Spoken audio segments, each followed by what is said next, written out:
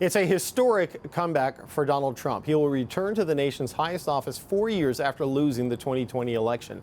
Attempting to overturn those results, facing 2 presidential impeachments, a criminal conviction, more criminal charges, and 2 assassination attempts. Here to talk about how President-elect Trump secured the win is Matt Terrill. He is a Republican strategist and former chief of staff to Marco Rubio during his 2016 presidential campaign. Matt, it's good to see you again. Thanks for being here again today. Great to be with you. So I have to say, throughout this election, you have said the only thing that matters is the economy and affordability. And I would say to you, but what about the comments about Puerto Ricans? And what about the threats on democracy? And what about Roe versus Wade? And you were right. None of that seemed to matter in the end last night. Why do you think that was?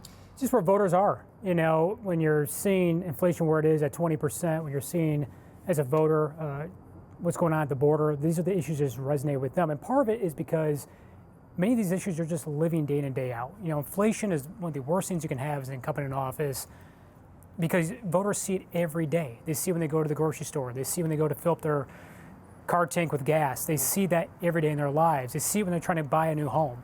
And so that was the challenge I think the Vice President Harris was facing. And I think part of the challenge she had, she wasn't able to successfully demonstrate to voters what she would do different than what President Biden has been doing. That was a challenge. She had that bad answer on The View, right? Where she said, what is one thing you would do differently? She said, I wouldn't do anything differently. Tough spot to be the vice president for a sitting president to create daylight, but there has to be some sort of an answer on that, right? Because it's about the future. You have to provide clarity to voters about what you are about. And voters knew President Trump. They either liked him or they didn't, but they knew who he was. They knew exactly what he stood for. And I think Vice President Harris just had a challenge in terms of getting her message out there of what she would do different and what she would do specifically on inflation, the economy, and border security. That's a big challenge for her campaign. President Trump was locked in on those issues throughout the campaign. And when you say inflation at 20%, just to clarify, that's the compounded total as it built up over collectively, time. Because they've gotten it down. It's just prices have remained high because of that baked-in effect. Inflation. No, I gotcha. Yeah. Okay, I want to read you something. Bernie Sanders put this out today, an independent who caucuses with the Democrats. He says it should come as no great surprise that a Democratic Party which has abandoned working class people would find that the working class has abandoned them. While the Democratic leadership defends the status quo, the American people are angry and want change, and they're right. Now, Bernie Sanders is a very progressive politician, but when he ran for president, he attracted some of the same people that Donald Trump attracted because they see a system they think isn't working for them. Is he onto something there when he says the Democrats have moved away from working class voters?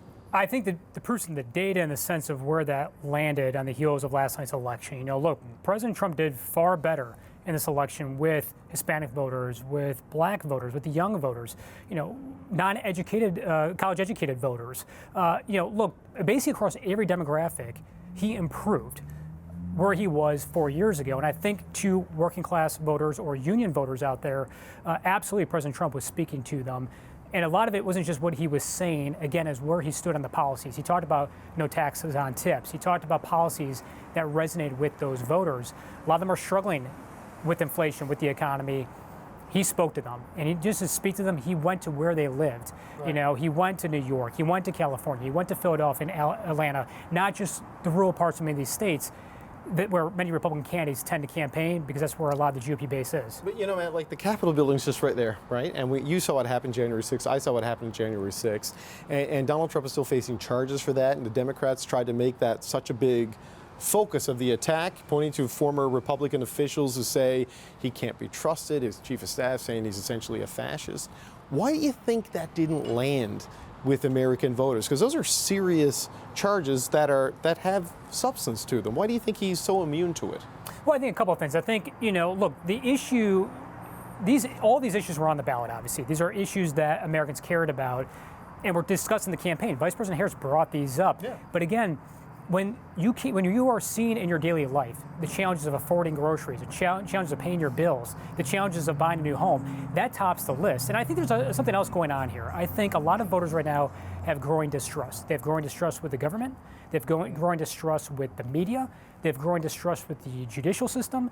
And that used to be, I think, more on the Republican Party, but I think you're seeing it cross parties. And I think to answer your question, look, there is growing distrust across political parties right now.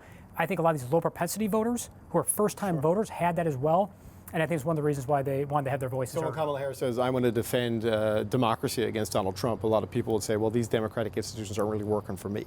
So, we want someone to disrupt it, because some of the exit polls shows that he won on that issue of, is democracy under threat? People wanted Trump to fix it. Well, and, look, I think a lot of voters, even Democrats I talked to, were not thrilled with how, with all due respect to Vice President Harris, how she became the nominee, not going through a process of campaigning, not going through that process. And I'm not blaming, Vice President Harris for that. Parties can do their own thing. Parties But can do their I own- get you. I get you. But the point is, I think a lot of folks, were kind of questioning that, and that was in the mix in this discussion as well. So when I go home to Ottawa tomorrow, we're going to be talking a lot about what do these tariffs he's promising mean for our economy, because that's a pretty scary thing when this is your biggest trading partner. What is mass deportation going to look like, and what does that mean for migrants who may make a rush for the Canadian border to avoid getting sent back to Haiti and other countries? Do you think he's going to go ahead with some of these more aggressive and truly disruptive policies? Because Trump does say things that he doesn't always follow through on. What about these core ones? Yeah, we'll see. It's going to be up to President Trump, obviously, what he does. I think you're going to see some things that he'll build from what he did in his first term. For example, tax policy.